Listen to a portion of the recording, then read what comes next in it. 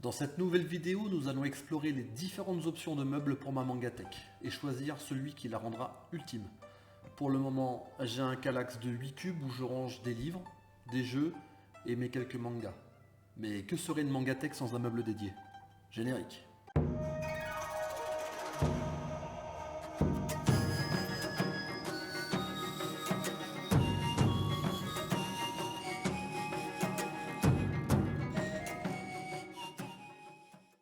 Salut les otaku, bienvenue sur la seule chaîne où c'est toi qui conçois ma Mangatech.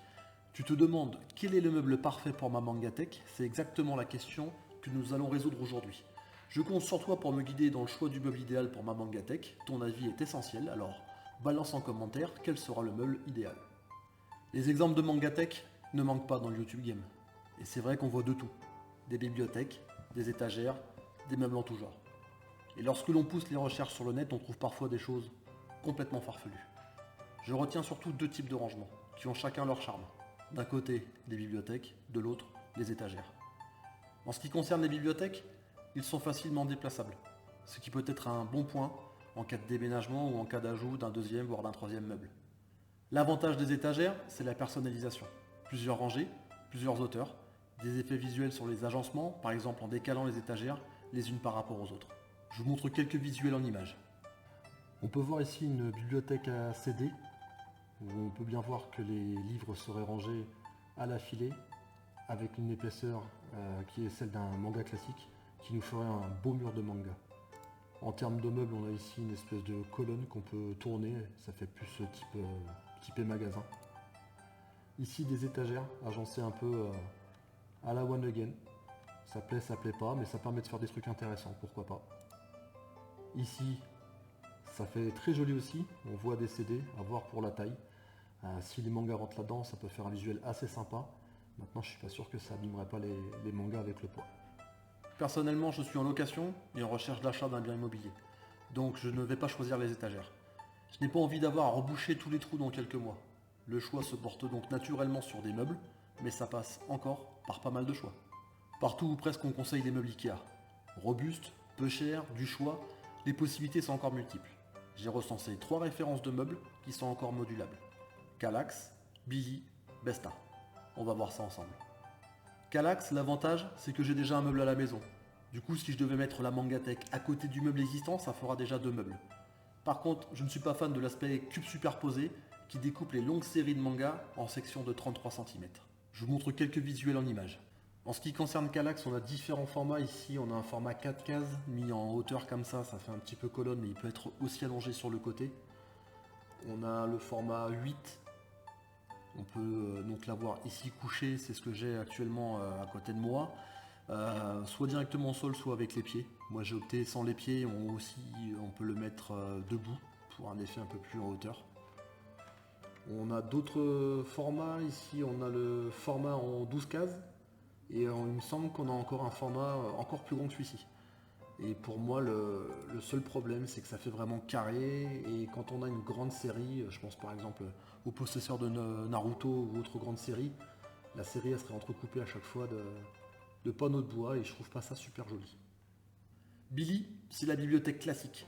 L'avantage, c'est qu'il existe des formats différents en termes de hauteur, de largeur, ce qui permet d'agencer les meubles selon la forme de la pièce. Je vous montre quelques visuels en images. Ici un exemple de Billy en mode colonne.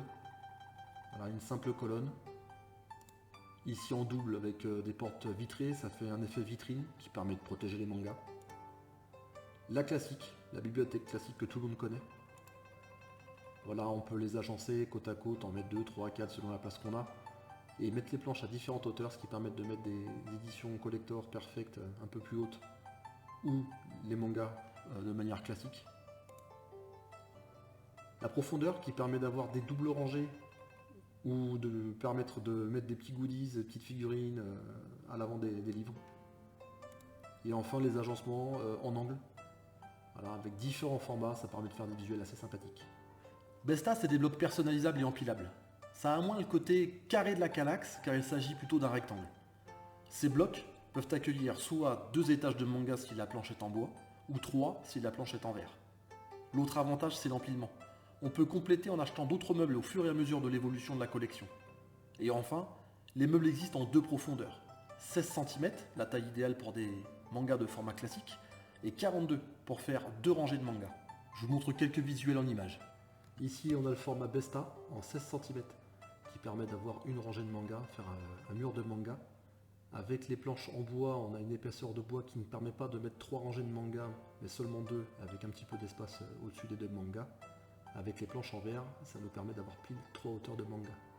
Avec une profondeur de 42 cm ici, on peut avoir 2 rangées de manga en profondeur, donc une cachée et une devant, si on utilise les planches en verre. Forcément, avec les 3 étages de manga, on n'aura aucun visuel sur l'arrière des mangas.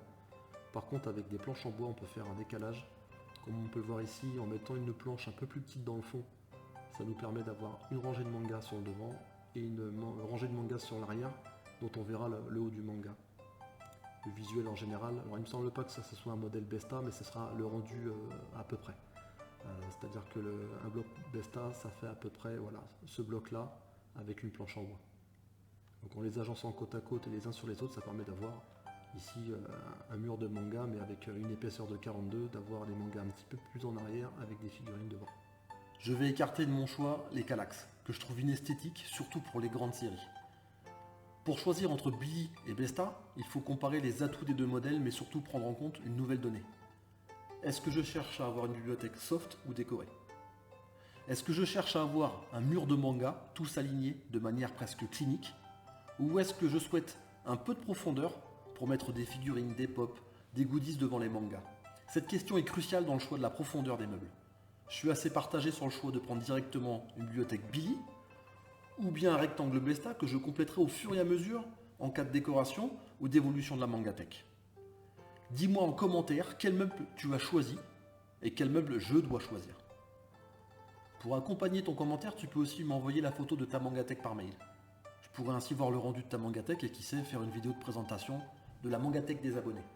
Tu peux aussi mettre en commentaire quel manga je dois acheter pour remplir mon futur meuble et t'abonner pour voir si ta mangatech sera dans une prochaine vidéo. Et n'oublie pas le like pour soutenir le projet. Bye les otaku!